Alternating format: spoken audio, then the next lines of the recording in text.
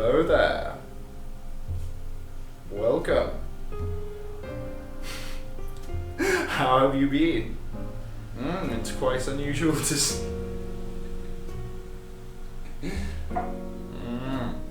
Take a seat. I've been waiting for you. I think this is all I can do with this bit. It's probably all this bit's good for.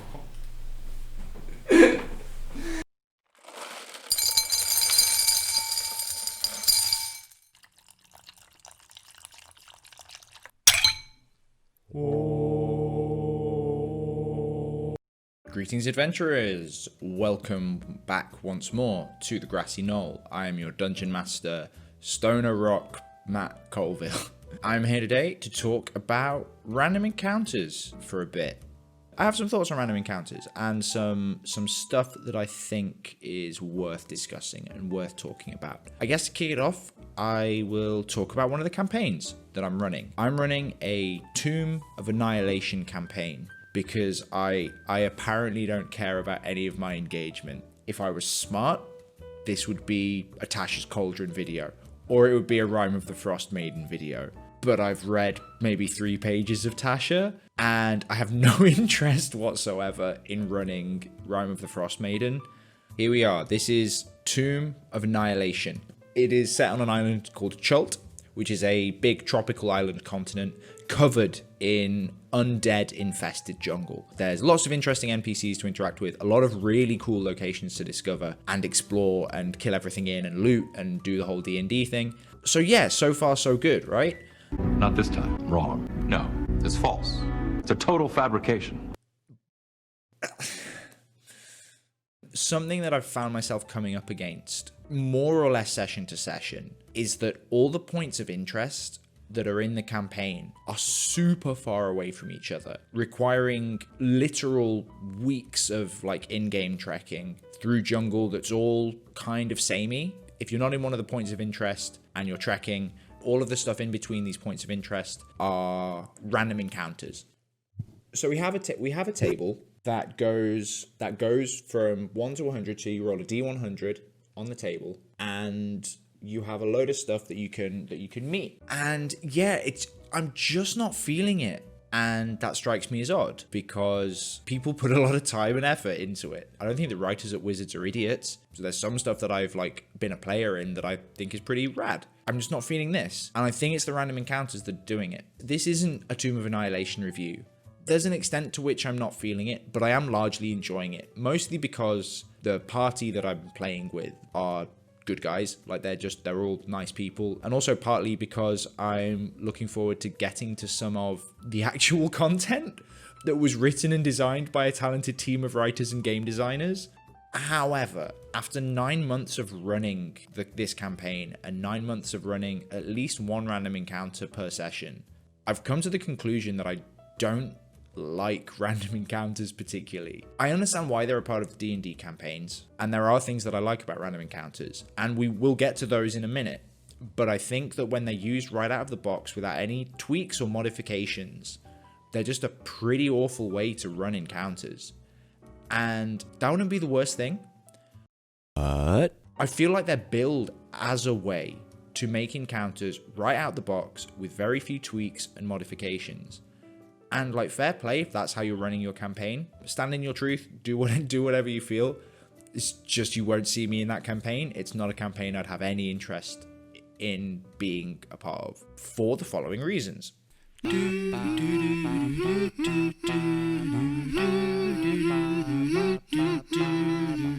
Combat in D&D, for me, is the least interesting and exciting part of the game. I enjoy combat in D&D. It's fine. It's just, for me, not where D&D shines. It's not what the game is best at. D&D was designed before video gaming exploded. So I can see in the 80s describing a wizard hurling a bolt of lightning across a room at a gelatinous cube and rolling numerous dice to determine the success and damage caused by the lightning bolt. That's a pretty singular experience back then. I don't think there's a huge amount that can really compare to that. But that's not really the case anymore. There's so much stuff that does that thing, that kind of scratches that itch in a way that's better than D&D. Like, video games exist. Video games are good. Video games are really fun. Party-based RPGs. Play them. They're good. The combat in them is good most of the time. And most of the time, even if like everything else isn't good, the combat is going to be better than your average D&D encounter. This is how I feel. Wargaming exists. If you're the sort of person who does enjoy this kind of play, there are much, much better games with better mechanics and more feedback for players for everything that you're doing in terms of combat. I genuinely can't fathom why someone would want to play D&D for the combat when Warhammer exists, when Age of Sigmar exists. 4th edition D&D was probably better for this kind of stuff than 5e is.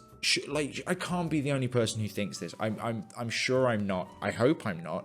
Combat in Dungeons and Dragons very often seems to boil down to just meticulously and numerically slogging through an encounter with very little in the way of like visual or audible feedback. Like, for me, it highlights the least fun parts of the game while pushing all the stuff that I really like about the game to the side. This is not to say that I think that combat in D&D is dreadful or that it can never be fun as a rule. But how combat usually sort of ends up in my games is tertiary to what I consider the two better elements of the game, which are right at the top, NPC and social interaction, and then like puzzles, traps, and other game world interaction. That's where tabletop shines, I think. The things that I think that tabletop can do that video games can't just do better, especially NPC interaction, especially the role play and the storytelling and the narrative. That's where I think the game shines, not in combat.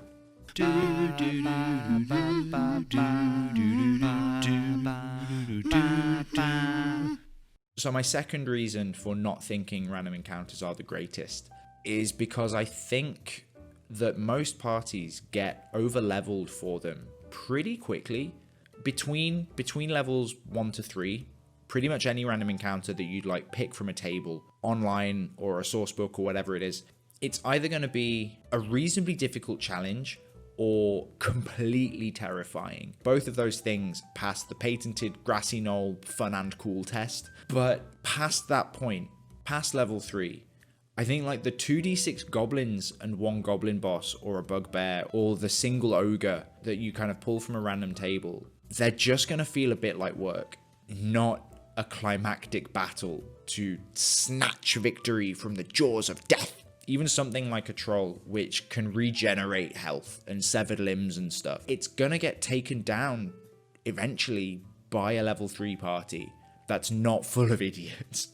It more or less comes down to action economy and damage output. Action economy is a game design term referring to the number of actions the party can take each round versus the number that their enemies can take. Prevailing wisdom suggests that a low-level party has a high likelihood of succeeding in combat against a much stronger single foe due to having more opportunities to cause damage, heal, and support. Despite the foe having a much higher damage output than any one party member, the comparatively low number of opportunities to cause that damage means that they are much more likely to lose in combat due to a lower to hit percentage and being overwhelmed by weaker but more numerous attacks. And there's a point in the fight where I feel like everyone can see that. Everyone knows the battle's been won, and it's just a case of sitting around the table and rolling dice in kind of a war of attrition until the thing is officially dead. And I hate it. And I think that those, when you get to a certain level, like I say, when you get to sort of like level 4, 5, 6, these kind of encounters that come from random encounter tables, they are the rule as opposed to the exception. And I don't like it. It sucks. It's just work. It's just a grind. This feeds into combat not being the most exciting thing. If combat was rad, if combat was like the most fun part of the game, then I wouldn't mind a bit of grind, but it's not. So it's just kind of whack. It's a random encounter. It doesn't have any great importance other than just being kind of like a bit of combat. And if your combat's grindy, then why have it? Because you control it. Just take it, just get rid of it. Girl from Ipanema goes walking, and when she passes, each one she passes goes. Reason number 3, your story is what everything else in the game should be in service of.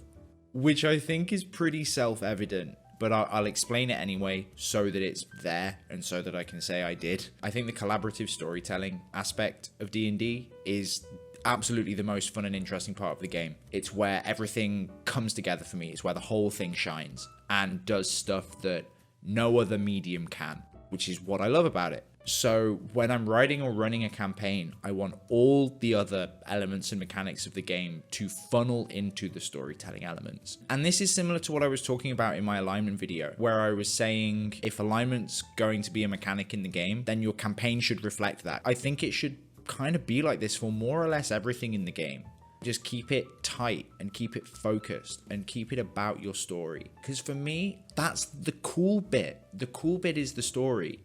The cool bit is being able to do stuff with storytelling and with narrative that you can't do with anything else. I'm not going to go like super into it because we'll be here forever. Like I say, I think it's self-evident. I think your main game elements should be feeding into your campaign's story and driving that forward. And this includes combat. I think combat's at its most fun when your players have some stake in what's going on. When the monster you're fighting is the only thing that stands between you and the next room in the dungeon. And it's the room that contains the mythic Ruby of Tarkandar. Point is, I think combat works best when it's directly related to the story. It's the most laborious and time-consuming part of the game.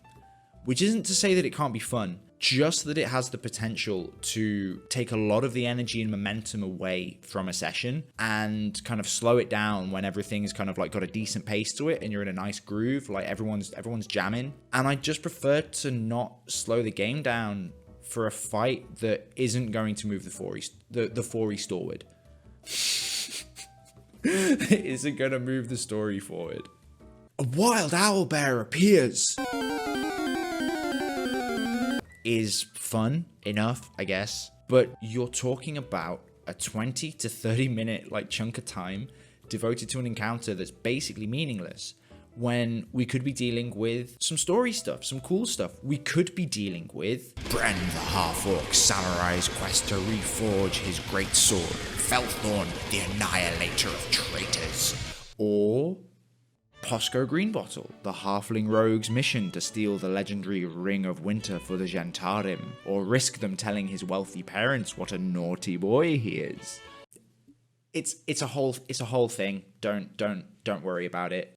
Despite this, as I mentioned, there are reasons I like random encounters, and I do think they have some uses. I think they make a place feel more lived in. Traveling through a world of supposed limitless opportunity and scope, where everyone is dealing with just the stuff that's dealt with in your campaign.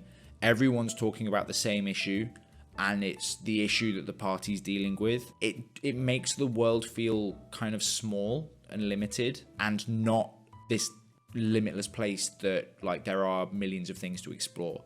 This is what I call the Skywalker Potter problem, like where everything in your campaign just revolves around the party and what they're doing. And that should be important, but there should also be other stuff that you want to explore and delve into. Journeying to new lands, meeting new people, and fighting new and interesting monsters, it's really fun, and it's part of what makes your game world feel much bigger than maybe it is. A well-placed and well-thought-out encounter that's, aside from the campaign proper, it can make everything feel a bit bigger and a bit more lived in. Encounters like this are the painted facade of old storefronts in the spaghetti western that is your D&D campaign. I also think they're really good. They're really good for getting the creative ball rolling.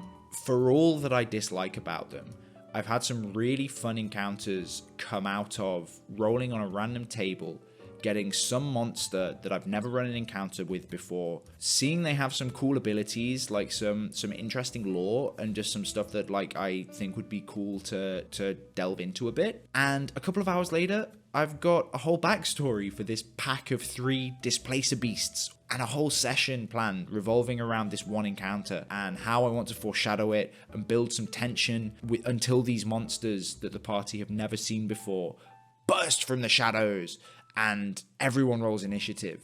That's awesome. I love that. As far as I'm concerned, this is the best use for random encounter tables. using them as prompts for more deeply thought out encounters. And I'll happily admit as well that sometimes it is just nice to have an encounter that breaks things up a bit. Sometimes just a bit of lighter fun, or, you know, monster hunting that's not necessarily related to the main arc of your campaign. Like, it's almost like R&R. It's almost like downtime. I can appreciate when that's needed and the things that players find fun about it, even if it's not what gets me hard, it's still nice. There's a bit in the show Supernatural where the sexy young hardy boy alikes, they're going through this house that they're certain is haunted because there's like people sneaking around and stuff like that. Some spooky stuff's going on, the supernatural stuff. They get captured and they get put in a cage. And it's at that point that they realize they're not dealing with ghosts, they're not dealing with demons or monsters. They're just humans. And there's this excellent bit where the tension breaks and they just start laughing. They're just humans. They're just humans. We can deal with that. That's fine. I thought it was a hell beast. That's a nice beat. If you can get a random encounter that's separate or like kind of adjacent to your plot without being directly related to it. If there was a way that I wanted to frame it or describe it, it would be that tension, and then this flood of relief as you realize, oh, this isn't to do with our big bad. It is just a monster that we have to kill. Oh, thank God. Okay, fine. Let's just kill the monster. We're good. Let's not worry about it. I think that is exactly how I'd want to play it. So here's how I've started to approach random encounters. My goal with this is to keep what I like about them. They make the game world feel bigger, and they allow for a session now and then that's a bit lighter in tone, while getting rid of what I don't like about them. They can be grindy and laborious, and they don't serve the campaign's story in a meaningful way. Hola, che cosa mai linda, mai c'è di grassa, e la menina che veme che passa. If you're going to run a standard 5e combat encounter, I think it needs to be difficult. There needs to be a chance that someone could die. If you're having everyone roll initiative and it's not propelling your story forward, then the least you can really do is make it dangerous.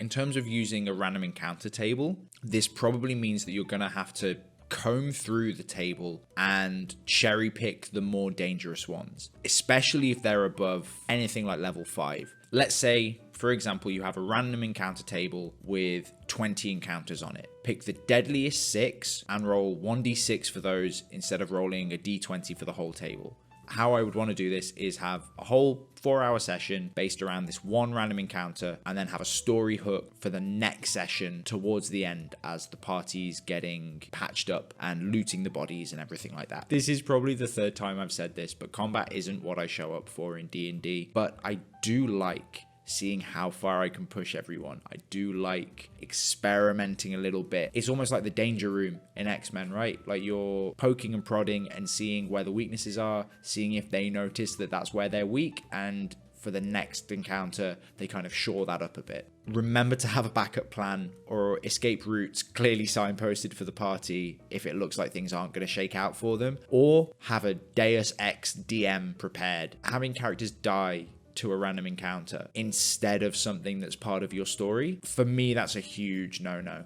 Tall, tall, something lovely, the girl from Ipanema keeps walking out. If you're not going to make it a deadly dangerous encounter, run it streamlined and keep a focus on status effects like poison or exhaustion, something that's going to attack the resources that the party has, especially if you're going to be running a wilderness exploration kind of campaign or a series of sessions where the party's trekking, because running a near-death encounter in each of those sessions, it's going to get boring after a while. Coming up against something big, killing it, rinse and repeat, it is going to drag after not too long. Variety is the spice of life, and running smaller scale, quick encounters with a focus on these longer term status effects that are going to affect the party throughout their expedition. I think that's a fun way to break up travel-based exposition without the intensivity of a full-scale encounter. Like having something to break up, you walk, and you continue walking through the forest. And so it was that the group began to describe themselves walking. Having something to break that up and make the place feel a bit more real, you throw an encounter in there, especially with wilderness stuff or kind of like longer term dungeon type games where you're going to be underground for, you know, like a couple of long rests or something like that. I think something that becomes a pretty important gameplay element in that situation is resource management. That applies to weapons, armor, abilities, spell slots, healing items, and the party's own physical resources. And I think there's a lot of cool ways you can add tension and excitement by exerting some pressure on the resources that the party maybe doesn't have as much of as others. Use monsters that are pretty squishy, and I mean like really squishy, like a single round of combat would take them out, because we don't want a drawn out battle here. We want a monster or a handful of monsters that can get in, hit one, maybe two party members for one of these effects before being killed off. Again, like rust monsters, fantastic, because your party eats into their resources, their weapon resources, as they fight them. That's perfect. It's perfect for this kind of thing. Cockatrices. Cockatrices.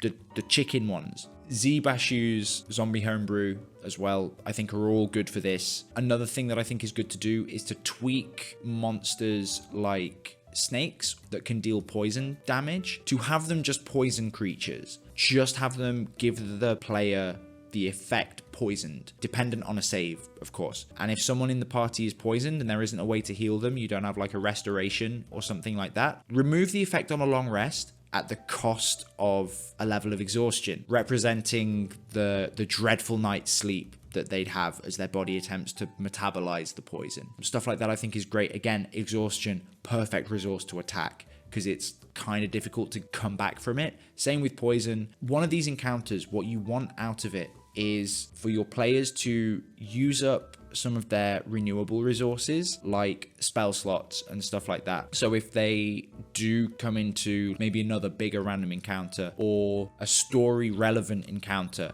they have maybe a couple fewer spell slots, a few less bardic inspirations, channel divinities, all of that stuff. But if they go in with a level of exhaustion, or they go in where their spellcaster's poisoned, their barbarian has killed a rust monster, and now they have a -2 great axe. All of this stuff is gorgeous. Just delicious stuff to throw at your party. Steal stuff as well. Sneaky goblins, flying monkeys. I will give Tomb of Annihilation its due in this respect. Flying monkeys that steal critical equipment is fully from the Tomb of Annihilation random encounter table. So big up the writers for that one. I am going to use it in every single campaign. Taking things that is the party's.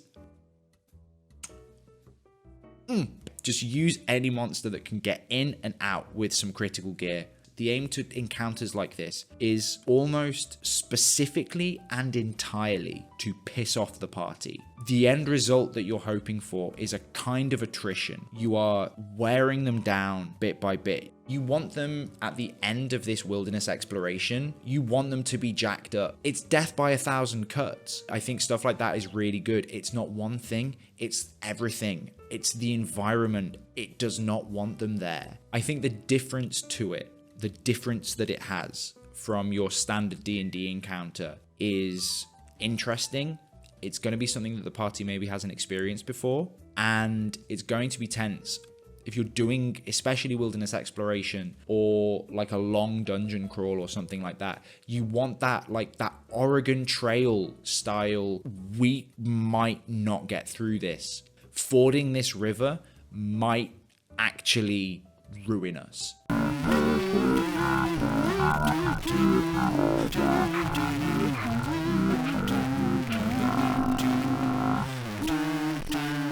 Finally, have a small story element in there, even if it's not directly applicable to the main storyline. This might just be me, but having no narrative hook whatsoever just kills any and all excitement for me. And there's loads of ways that you can do it. There's loads of ways you can bring a bit of like narrative tension into what you're doing, even if you don't want it to be related to your main campaign arc. I think maybe one of the better ways to handle it is to introduce a load of related accoutrement for your monster that you're making this random encounter for, and just season the part of the game world that it lives in with these things, so that when your party is exploring, they can stumble across stuff like this and kind of make it a mystery, make it a Monster of the Week type thing, make it Scooby-Doo, make it Buffy, make it Supernatural. Those are all the Monster of the Week things that I can think of. Make it Bones, maybe. I never saw Bones, I don't know what it's about. Make it Rizzolian Isles, potentially. The party know they're in the lair or the domain of some hostile creature, but they don't know what. They don't know what it is. You can play with that. You can play in that space. That's a really interesting, intense place to stick your party. Leave clues around. If the monster's a black pudding, drop a skeleton in corroded armor or something like that somewhere. If it's a basilisk, absolutely fill your forest or your dungeon with horrified, screaming statues.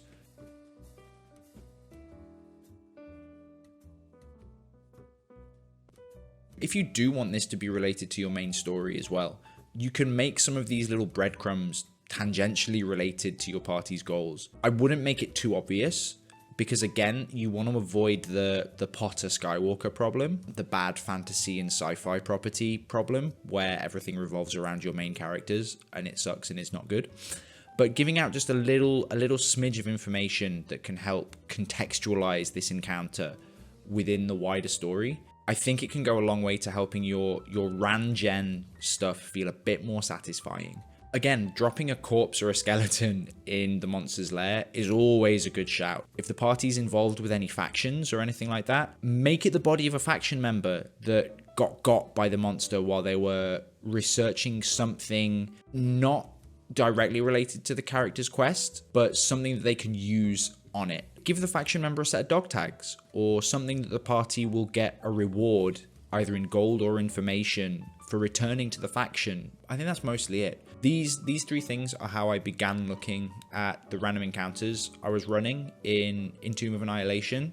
I mean, ask my party, maybe they'd fully disagree with me, but I'm pretty sure that those encounters became more fun and less grindy as a result. At the very least for me, running it from my end, it became a lot less of a slog. And unfortunately, what I think it comes down to is, if you want your random encounters to be fun, you have to think about them and plan them and modify them and tailor them to your party, their goals, and the campaign that you want to write, and do loads of other stuff to them that makes them not really random anymore. I think the best you can probably do, if you really want or need like that random element that you're just kind of like plucking from the ether every now and then, and this is what I do in Tomb of Annihilation, is come up with a load of these deadly encounters and a load more of the streamline encounters, and just roll on a table like that and replace the ones that you use session to session. So if you are like me, if you're using stuff from a pre-done random encounter table, look through it, take the stuff that you think would be interesting, take the stuff that you think would be more relevant than other stuff to the story that you're doing, cherry pick it, and construct your own table from that. We are going to wrap it up now. Thank you very much for watching. Once again, let me know what you think in the comments below. Do you like random encounters? Do you dislike random encounters? What do you think about these ideas for running random encounters? What do you think about Tomb of Annihilation as a campaign? Because I'm the only person I know that has run it. Unrelated, but do you think that Wizards of the Coast need to get off their ass and make a sigil sourcebook? Let me know in the comments. Please follow me on Twitter. Please donate to my coffee page. That is going to do it for us, guys. Thank you very much for watching. As always, I will see you again next time when I talk about another thing that I haven't decided yet, because I'm a hot mess.